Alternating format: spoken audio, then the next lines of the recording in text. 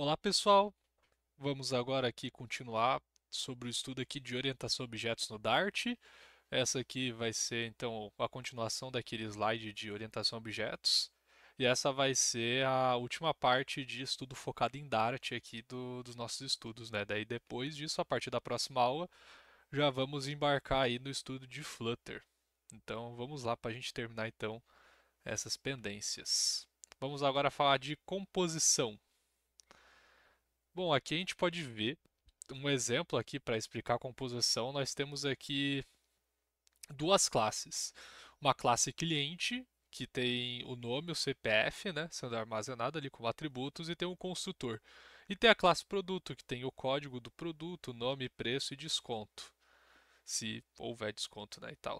Daí tem ali um construtor para produto, que por padrão o desconto é zero. Aí tem um método, né, de gerar o preço ali, preço com desconto, que vai retornar o preço menos o desconto ali, já, a conta para fazer o desconto certinho. Aí então nós temos uma terceira classe aqui, que é a classe venda item, que ela vai armazenar um atributo do tipo produto, né? Aqui já é o exemplo da composição, porque aqui até então a gente não tinha o uso de nenhuma outra classe dentro de não tinha nenhuma classe dentro de outra aqui, né? Uma composição, não tinha um objeto do tipo cliente dentro de produto, nem um objeto de produto dentro de cliente. Mas aqui no venda de itens nós temos o objeto do tipo produto. E nós temos daí a quantidade, né, de itens e o preço.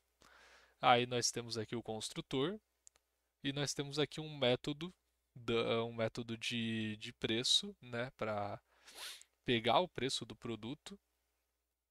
E nós temos aqui um método para setar o preço do produto, né? Os gets e sets, né, que nem a gente já estudou na outra aula.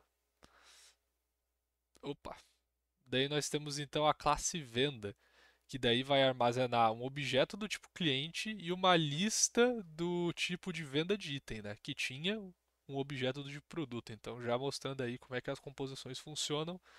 Aí nós vamos ter então um construtor e então nós vamos ter uma função, no caso um método, né, falando de orientação a objetos, que é valor total, que ela é do tipo double e também tem esse get, né, que nem a gente viu na última aula, dá pra gente colocar o set get mesmo quando eles não são sets e gets de atributos, que daí o método vai se comportar como se fosse um atributo quando tu for instanciar ele, quando tu for utilizar esse método no código, né? Aí nós temos aqui um return itens, daí tem um ponto map e o ponto reduce. Daí aqui, ó, este método equivale a passar item por item da lista e somando seus valores. Basicamente é isso. Daí aqui tem uma atividadezinha, né, mas não vem ao caso agora. E aqui nós temos o próximo assunto de orientação a objetos, que é bem importante, que é a herança, né? Daí usamos o comando extends e assim todas as propriedades, atributos e funções implementadas serão disponibilizadas na classe filho. O que é herança, né? Resumidamente, então, porque a gente não vai se aprofundar tanto nesses conceitos da orientação a objeto, né? Mas a herança é basicamente tu vai ter uma classe pai que tem certos atributos, que ali nós temos a classe veículo, e nessa classe veículo a gente tem uma constante, né? Ali no caso do tipo um valor que vai ser constante, que é final, né? Que é uma string color e uma string definition. Daí nós temos então um construtor que instancia a cor. E aí nós temos uma classe carro que estende a classe veículo, ou seja, carro é filha da classe veículo. Então, a classe carro, ela vai ter as propriedades da classe veículo, né, que são ali os atributos e os métodos da classe veículo. A classe carro também possui. E ali nós temos um construtor que vai receber uma variável do tipo string para cor e vai instanciar então essa e vai instanciar a cor aí. Esse super é porque ele está instanciando a cor num atributo que ele basicamente um atributo que ele herdou da classe veículo. Ele usa esse super quando ele está querendo instanciar num atributo que ele herda, né? Aí nós temos também a classe hatch aqui, que vai estender a classe carro E ela também vai ter o mesmo método aqui, ela vai instanciar a cor da classe pai. Porque o atributo em si só existe aqui em veículo, mas o carro herda esse atributo e o hatch, por ser filho de carro que é filho de veículo, também herda esses atributos e métodos, né? Então ele vai manter essa ligação de herança entre eles, mesmo que hatch não seja filho direto de veículo, ele também herda por carro ser filho de veículo. Bom, aqui a gente tem aqui possível sobrescrita de métodos com arroba override, né? Dá para a gente implementar esse arroba override aqui na classe carro, filha da classe veículo. Então ele vai sobrescrever, né, a definição com o car e o super definition. Então ele vai sobrescrever a definição com essa string car e a definição, né, vehicle aqui em cima. Ele vai sobrescrever em cima disso com essa string aqui.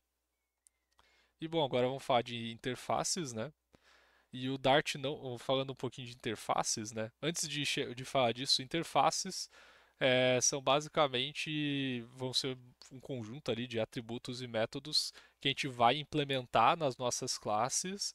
E quando a gente implementa uma interface na nossa classe, tu está obrigando a classe a seguir todo aquele escopo que tem dentro da interface, né? Que é interessante, né, para a gente padronizar algumas classes que têm os mesmos métodos e os mesmos, às vezes mesmos atributos, dependendo da classe, dependendo do seu projeto, né? E aqui no Dart ele não faz distinção entre os conceitos de classe e interface com a maioria das outras linguagens. O Dart define implicitamente uma interface, então conforme usamos extend ou implements, ele vai interpretar se a classe é herdada ou se é implementada, né? Que aqui nós vamos ver isso aqui, ó. Por exemplo, tem a classe veículo, né, que a gente viu antes, a classe carro, que é filha de veículo, e nós temos a classe moto que implementa a classe veículo. Então, para moto, a classe veículo vai ser uma interface. Aí, quando nós temos uma interface, né, como eu disse anteriormente, é obrigatório que todos os métodos e atributos que tem dentro da classe a gente implemente, que tem dentro da interface, a gente implemente dentro da classe, né, que está implementando a interface. Então, por isso aqui somos obrigados então a implementar a cor, né, o que nós temos o atributo color e o atributo definition aqui no classe vehicle, nós somos obrigados a implementar aqui na classe moto. E daí aqui está definindo a color como a motocolor, né? Essa string que é um atributo da classe moto mesmo, e a definição como a cor, né? E moto do lado, né? Dentro dessa string. E nós temos agora as classes abstratas. Classes abstratas elas seguem o padrão de outras linguagens, né? Que a classe abstrata nada mais nada menos é do que uma classe que ela não tem como ser instanciada diretamente. Ela vai servir só como uma classe pai. Ela vai servir, bem dizer, para ser herdada. Então não tem como aqui, no caso, nós temos a classe animal, a classe abstrata flyer e a classe abstrata swimmer. Não tem como tu instanciar lá no main, por exemplo, um objeto do tipo flyer e swimmer, porque eles são abstratos. Mas tem como você ser filho de flyer e swimmer, ou aqui no caso, usar eles como uma interface, né? Que é o caso desse código. Daí aqui nós temos a classe bird, que vai estender animal e implementar flyer, e a classe pato, que vai estender animal e implementar swimmer e flyer. Daí, já que eles estão sendo tratados como interfaces, né, somos obrigados a implementar os métodos aqui fly e swim aqui dentro da classe bird duck. E aqui, bom, como dá para ver, né, fica bem repetitivo usar esse tipo de estrutura, né, porque a gente tem que repetir os métodos sempre, né, quando a gente usa a interface. E no Dart tem um outro recurso para isso, que é a estrutura mixing, que dá para a gente, em vez de usar dessa forma, tem como a gente ter essa alternativa do mixing. E nela, em conjunto com o comando if, usamos para fazermos reuso do código sem a repetição. E os mixins são uma forma de reutilizar o código de classe em várias hierarquias de classes. Então aqui nós temos a classe animal, a classe flyer e a classe swimmer. E aqui então nós temos de novo, né, a classe bird duck, que estende animal, o if swimmer, né? Então elas estão tipo implementando o swimmer, só que sem fazer toda aquela estrutura que a interface obriga. No mixing ele já entende então que essa classe bird duck vai ter os métodos ali de fly e swimmer, swim no caso, e ele vai então tu vai poder chamar esses métodos aqui e vai imprimir então o I can fly e o I can swim, como deveria. Então, no geral, é isso. Se ficou alguma dúvida aí, né? Ficou às vezes a explicação ficou meio confusa, porque esse assunto aqui, essa parte da orientação a objetos pode ser um pouco confusa. Eu quero que vocês me avisem, né? Sempre me contatem, né? Em qualquer dúvida, peçam ajuda. Daí eu vou fazer também a lista de exercícios aqui para vocês e mandar. E façam tudo certinho. E a gente então se vê na próxima aí, pessoal. Valeu!